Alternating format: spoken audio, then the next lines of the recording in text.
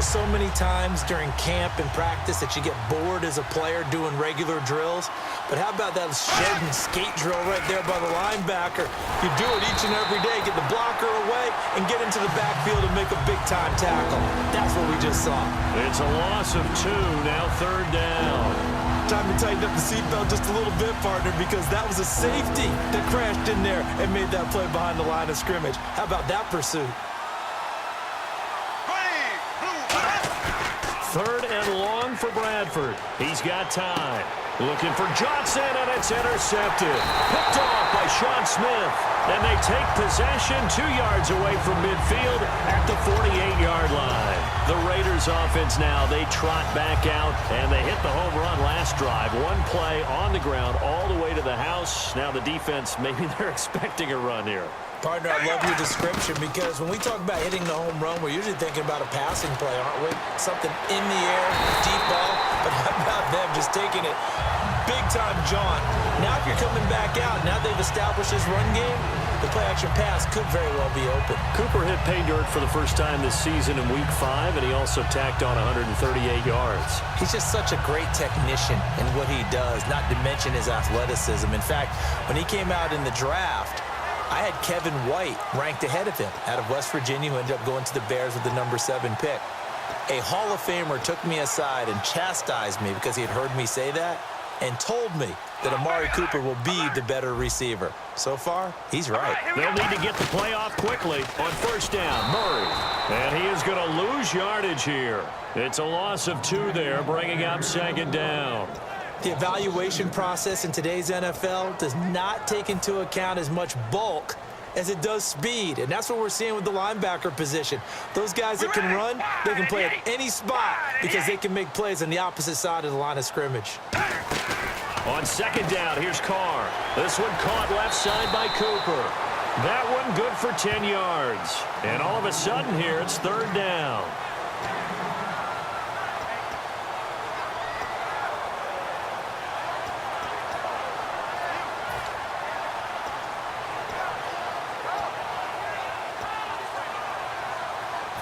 And they're just a couple of yards shy of a 1st down here on 3rd down.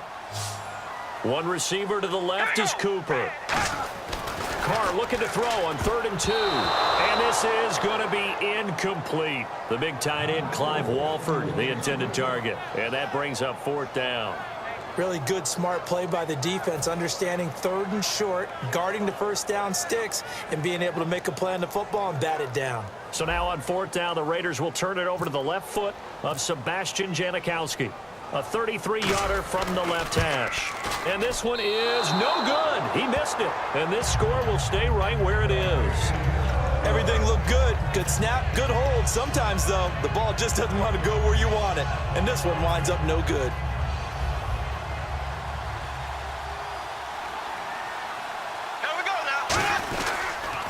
First play of the drive goes to McKinnon. And he'll take this one up close to the 25-yard line. 3 yards on the pickup there, and it'll be 2nd down. The starters now on offense, and Stephon Diggs, our first chance to see him today. Brandon, remember we had this conversation about how highly recruited he was in high school.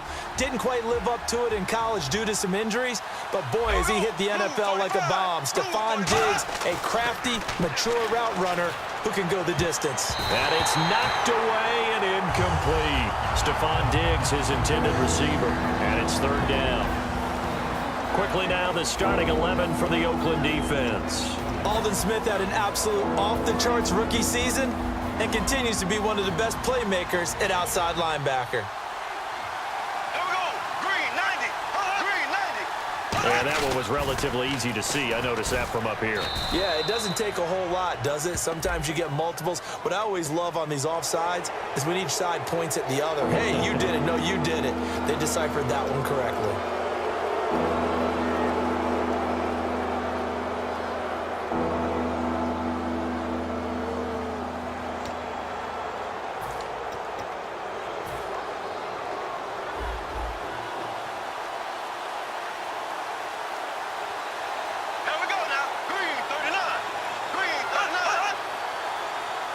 And he motions the wide receiver.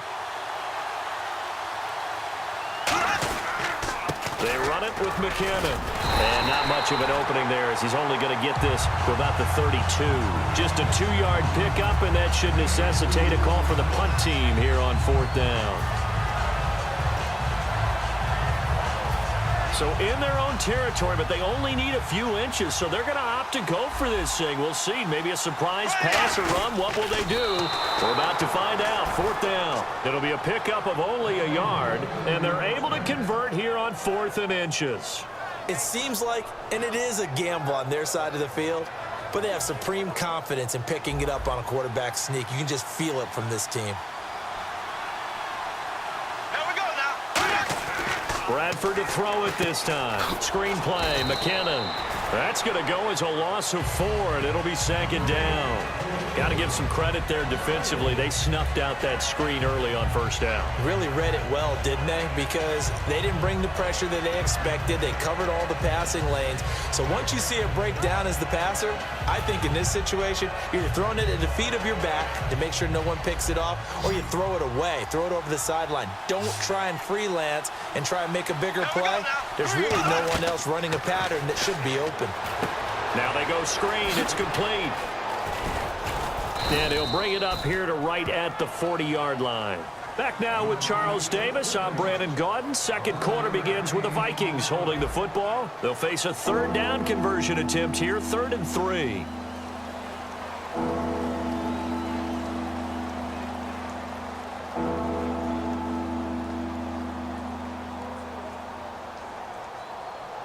So still in search of the 1st down after that last completion.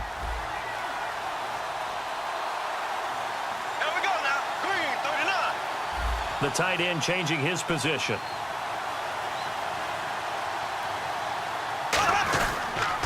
Toss play to McKinnon. And he is going to lose yardage here. Losing 2 yards that time, and now it's 4th down. Partner, we're into the second quarter, and I guess you can kind of look at it both ways. The offense, they've got to figure out what they're going to do because they haven't scored any points. But if you're the defense, you're feeling great about what you got going on. The only concern you have, if you get to the half, what adjustments will the offense make to try to defeat you? Give him 9 on the play, and they're able to pick up the conversion here on 4th down. I don't know if I agree with that. I guess they don't care if I agree with that. But, boy, you have to be surprised by that, right? I definitely was surprised that they decided to go for it in this situation. But they must have either felt like they either had a great play call on or they're trying to show extreme confidence. Here's McKinnon. And he'll lose yardage here. Back at the 47. It's a loss of a yard there, and now 2nd down. But there's another example of why they haven't scored any points so far. I think it's time to abandon the run game, spread things out, and go to the air. It certainly can't be any worse than what they've done so far. Here we go. Green 90. Green 90. Now it's a bootleg with Bradford. Into double coverage, and it's intercepted. A great read, and it's picked off. And his guys are going to get the football at the 37-yard line. And now here come the Raiders. And they have to feel like they missed on an opportunity for points last time when they couldn't connect on that short field goal try. And no doubt about it, because they were counting on those points. In today's NFL, let's face it, that's really a chip shot, right? That's anything inside 40. Yeah, they're counting on that going through the post. But we've seen it happen to teams before. Some of the best kickers in the world can miss kicks like that. Can they come back now and redeem themselves? It's a 10-yard pickup, and it moves the chains. Absolutely love the run right there. This guy's known for his quickness, but also for his speed. And he's able to get to the 2nd level almost before you blink if you give him any type of blocking. Always talk about slot receivers, and they're usually known as quicker than fast. In this case, we've got a guy who's quick and fast, and he used it to great advantage. To throw, it's Carr toward the sideline, and look at that catch. Dragging the toes, and that's going to be a 1st down. Well done. Well, coaches always talk about finding balance on offense. I don't think you can get much more balance than this. Big-time run, big-time pass. A 1-2 combination. Looked pretty good. How about that? Let's see if they can continue to take that kind of a punch, though. Roberts the man in motion.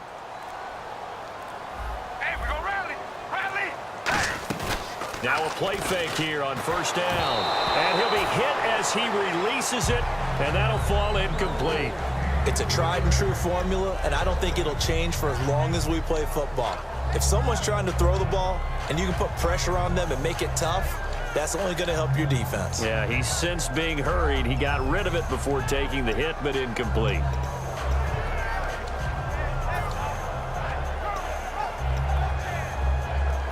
Second down following the incompletion. They'll come out in the pistol.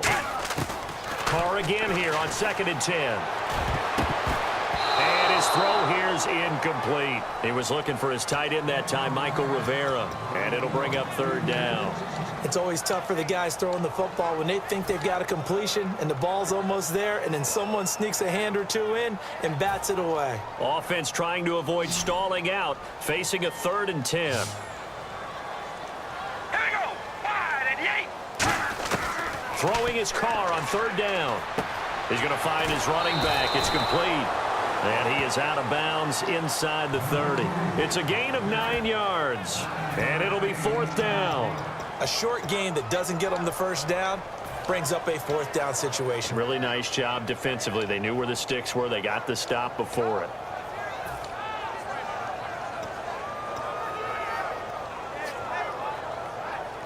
They missed a field goal earlier, so possibly as a result, that's why they're going to try to go for it here on 4th down. Red 18. Hey, we go rally. Rally. Hey, we go rally. Rally. Carr going to go on 4th down. He finds Roberts, complete. And he'll take it into the end zone for a Raider touchdown. Seth Roberts, 28 yards.